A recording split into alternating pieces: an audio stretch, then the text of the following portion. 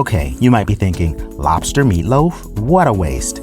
But don't worry, I'm not hacking up a fresh Maine lobster tail. This is canned lobster that I'm turning into something delicious, and it's quite easy.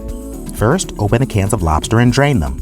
Next, chop the bread, pickles, onions, and lobster in the food processor until chunky.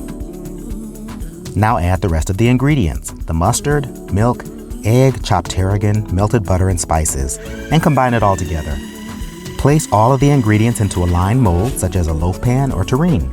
Chill the tureen until it sets, about 1 hour. After you have a firm loaf, cut the desired number of slices. We're going for at least 7 slices here.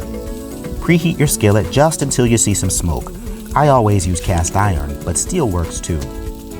Then you can cook the slices for about 2 to 3 minutes on each side. You don't need to add oil to the pan because there's butter throughout the slices already. When you flip onto the other side, you should see that it's getting nice and brown. But if you're not happy with the brownness, you can always revisit a side. And that's it.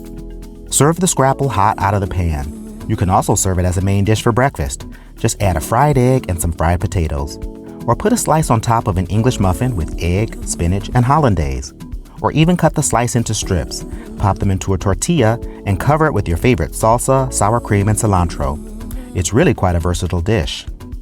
Today we're serving it with some crackers, so you can get a little bit on each cracker like an hors d'oeuvre, with a few fresh herbs on top. Don't these look perfect for a wine tasting party, a brunch, or even a cocktail party?